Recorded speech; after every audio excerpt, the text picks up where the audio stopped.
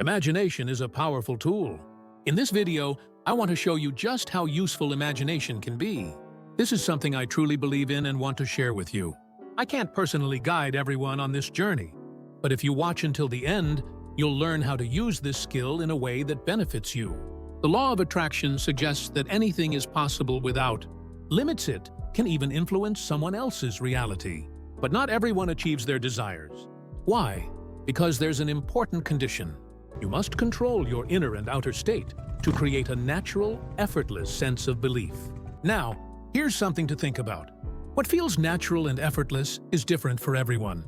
Think about something you consider expensive, something you hesitate to spend money on. But for someone else, that same thing might be an ordinary, everyday purchase.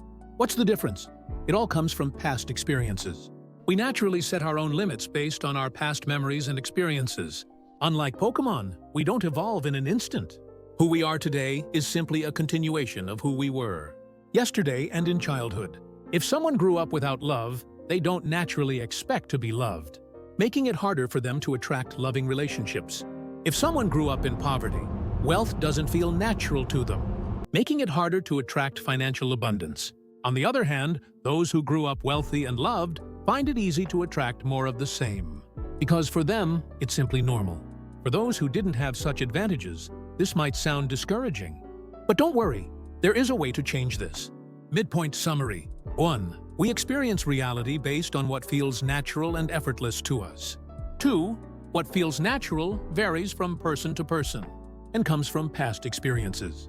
3. This means our past memories play a major role in shaping our current reality. Now let's consider the past for a moment. Does the past actually exist? It may sound like a deep philosophical question, but think about it, the past is gone. It doesn't physically exist anymore. What remains is only the story we tell ourselves about what happened. For example, let's say you were scolded as a child, and your parents told you, "You're not good at anything." That moment is long gone, but if you still remember it and keep replaying it in your mind, it starts shaping your identity. If that memory repeats, you unconsciously form the belief, "I'm not good at anything." That belief then attracts a reality that confirms it. The same goes for other negative labels we hear. Whether it's about appearance, intelligence, or financial status, those words and experiences no longer exist, yet we remember them, and our memory shapes our identity, which in turn shapes our reality. But what if we stopped bringing those memories back? If we don't recall them, they hold no power over us. The past only influences us because we keep remembering it. This brings us to an important concept: imagination. Memory versus imagination. Imagination is a lot like memory. Neither physically exists, but both can create vivid experiences in our minds. If we imagine something pleasant, we feel happy. If we imagine something scary, we feel anxious. Even though it's not real, our emotions respond as if it is. Yet, we tend to treat memories as real and imagination as fake. But let's think about their effects. Past memories don't exist anymore, yet they shape our present reality. Future imagination doesn't exist yet, but it can also shape our present reality. So, why not shift the direction? Instead of letting the past define us, why not let the future shape us?